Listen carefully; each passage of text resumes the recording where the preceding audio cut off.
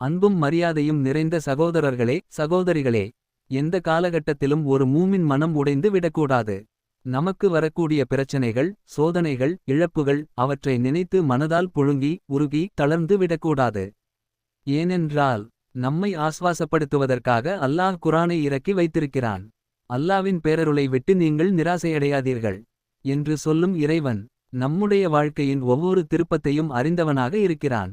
நாம் சில விஷயங்களை ஆசையோடு விரும்புவோம். ஆனால் அவை நமக்கு கிடைக்காமல் போகலாம். சில விஷயங்களை வேண்டாம் என்று விருப்போம். ஆனால் அதுவே நம்மை தேடி வந்து சேரும். அப்பொழுது மனம் சொல்லும், நான் நினைத்தது எதுவும் நடக்கலையே, நான் வேண்டாம் என்று நினைத்ததுதான் எல்லாம் நடக்குதே. அந்த நேரத்தில் அல்லாஹ் ஒரே ஒரு வார்த்தையில் நம்மை நிறுத்துகிறான். அல்லாஹ் அறிவான், நீங்கள் அறியமாட்டீர்கள். நீங்கள் விரும்புவது உங்களுக்கு கேடாக இருக்கலாம். நீங்கள் வெறுப்பது உங்களுக்கு நன்மையாக இருக்கலாம். இந்த ஒரு வரியிலேயே அல்லாஹ் முழு வாழ்க்கை தத்துவத்தையும் சொல்லி முடிக்கிறான். அன்பார்ந்தவர்களே, நபிகள் பெருமானார் ஸல்லல்லாஹு அலைஹி வஸல்லம் அவர்களின் வாழ்க்கையில் இதற்கு எத்தனையோ உதாரணங்கள் இருக்கின்றன. அதில் ஒன்றை இன்று நினைவூட்ட விரும்புகிறேன். ஹதரத் தாவூத் அலைஹிஸ்ஸலாம் அவர்களின் காலத்தில் நடந்த ஒரு நிகழ்ச்சி. ஒரு நாள் ஒரு பெண்மணி தாவூத் அலைஹிஸ்ஸலாம் அவர்களை தேடி வந்தார்கள். அவர்களின் கேள்வியே வித்தியாசமானது. நபியே, உங்களுடைய ரப்பு அநியாயக்காரனா, இல்லை நீதிமான் தானா? இந்த கேள்வியை கேட்டதும் தாவூத் அலைஹிஸ்ஸலாம் ஆச்சரியமடைந்தார்கள். படைப்பவன் எப்படி அநியாயக்காரனாக இருக்க முடியும்? உன் கதையை சொல் என்றார்கள். அந்த பெண் சொல்ல ஆரம்பித்தாள். நான் கணவனை இழந்த விதவை, 3 பெண் பிள்ளைகளுக்கு தாய். நான் நூல் திரித்து அதை சந்தையில் விற்று அதில் கிடைக்கும் சிறு வருமானத்தில் என் பிள்ளைகளின் பசியை அடக்கி வருகிறேன். நேற்று நூல்களை எல்லாம் திரித்து ஒரு பெரிய இரும்பு கம்பியில் சேர்த்து விற்பனைக்காக எடுத்துச் சென்றபோது எங்கிருந்தோ ஒரு பெரிய பறவை வந்து நூல்களோடு அந்த கம்பியையும் தூக்கிச் சென்று விட்டது. என் முதலே போய்விட்டது, வியாபாரமும் போய்விட்டது.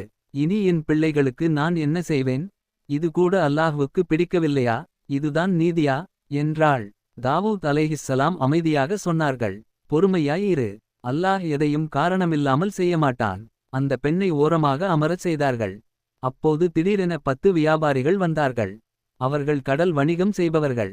அவர்கள் சொன்னார்கள், நாங்கள் சிறிய படகில் சரக்குடன் வரும்போது கடும் காற்று வீசியது. படகு கவிழும் நிலையில் இருந்தது. உயிரை காப்பாற்ற வேண்டும் என்பதற்காக நாங்கள் அல்லாஹ்விடம் நேர்ச்சை செய்தோம். யா அல்லாஹ், நீ எங்களை காப்பாற்றினால் நாங்கள் 1000 தங்க காசுகளை உன் பாதையில் சதக்கா செய்வோம் என்று. அப்போது வானிலிருந்து ஒரு பெரிய பறவை வந்து ஒரு இரும்பு கம்பியையும் அதில் சுற்றிய நூல்களையும் எங்கள் படகில் போட்டுவிட்டது. அதை நங்கூரமாக வைத்து நாங்கள் உயிரோடு கரை சேர்ந்தோம். இப்போது எங்கள் நேர்ச்சையை நிறைவேற்ற இந்த 1000 தங்க காசுகளை கொண்டு வந்திருக்கிறோம். அவர்கள் பணத்தை கொடுத்து சென்றதும் தாவூத் அலைஹிஸ்ஸலாம் அந்த பெண்ணை அழைத்தார்கள். நீ தான் கேட்டாயே, உங்களுடைய ரப்பு நீதிமானா என்று. உன் நூலை எடுத்தது உனக்கு இந்த 1000 தங்கத்தை தருவதற்காகத்தான். இதோ இது உனக்கு உரியது. அன்பார்ந்த சகோதரர்களே, இதுதான் மூமினின் நம்பிக்கை. எந்த நெருக்கடியிலும் மனம் தளரக்கூடாது. குரான் சொல்லுகிறது, நிச்சயமாக இன்னலோடு நன்மை இருக்கிறது. நிச்சயமாக இன்னலோடு நன்மை இருக்கிறது. ஒரு கஷ்டம் வந்தால் அதற்கு பின்னால் 2 சந்தோஷங்கள் தயாராக இருக்கின்றன. நபிகள் பெருமானார் ஸல்லல்லாஹு அலைஹி வஸல்லம் சொன்னார்கள், ஒரு மூமினின் விஷயம் ஆச்சரியமானது. அவருக்கு நடக்கும் அனைத்தும் நன்மையாகவே முடியும். சந்தோஷம் வந்தால் நன்றி செலுத்துவார், அது நன்மை. சோதனை வந்தால் பொறுமை காப்பார், அதுவும் நன்மை. அன்பர்களே, இன்று உலகமே சொல்லுகிறது, பெரிய நோய் இதயம் அல்ல, புற்று அல்ல, மன அழுத்தம்தான். ஆனால் இஸ்லாம் சொல்லுகிறது, நம்பிக்கையே மருந்து. அல்லாஹ் நம்மோடு இருக்கிறான் என்ற உறுதி மனிதனை மலை போல் உறுதியானவனாக மாற்றும். எனவே எந்த இழப்பும் வந்தாலும் எந்த சோதனையும் வந்தாலும் அல்லாஹ் அறிவான், நான் அறியமாட்டேன் என்று சொல்லி பயணிப்போம். நிச்சயமாக அவன் எடுப்பதற்கு பின்னால் அதைவிட சிறந்ததை கொடுக்கத்தான் இருக்கிறான். அன்பார்ந்த சகோதரர்களே சகோதரிகளே, இந்த உலக வாழ்க்கையில் எதுவும் நமக்கு புரியாமல் போகும் நேரங்களில் அல்லாஹ் நமக்கு ஒரே ஒரு உறுதியை கொடுக்கிறான். அவன் குரானில் சொல்லுகிறான், فإن مع العسر يسرا إن مع العسر يسرا. நிச்சயமாக இன்னலோடு நன்மை இருக்கிறது. நிச்சயமாக இன்னலோடு நன்மை இருக்கிறது. அன்பர்களே, இது ஒரு ஆறுதல் அல்ல, இது அல்லாவின் வாக்குறுதி. ஒரு கதவு மூடப்பட்டால் அதற்கு பின்னால் அதைவிட சிறந்த கதவை அல்லாஹ் திறந்தே வைத்திருக்கிறான். எனவே இந்த உறுதியோடு நாம் எல்லோரும் நம் கரங்களை உயர்த்தி அல்லாஹ்விடம் துஆ கேட்போம். اللهم اجعلنا من الصابرين ومن الشاكرين ومن المتوكلين عليك حق التوكل.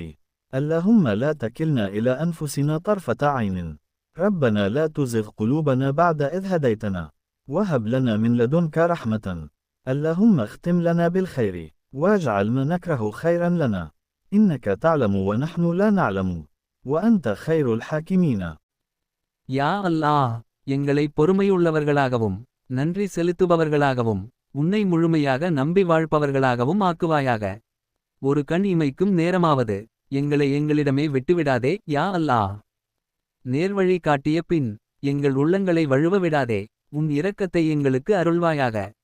எங்கள் வாழ்க்கையின் முடிவை நன்மையுடன் முடிப்பாயாக. நாங்கள் வெறுப்பதாக நினைப்பதையும் எங்களுக்கு நன்மையாக மாற்றுவாயாக. நீ அறிவாய், நாங்கள் அறியமாட்டோம். நீதான் மிகச்சிறந்த தீர்ப்பளிப்பவன். அல்லாஹ் நம் அனைவருக்கும் உறுதியான ஈமானையும் பொறுமையையும் முழுமையான நம்பிக்கையையும் அருள்வானாக.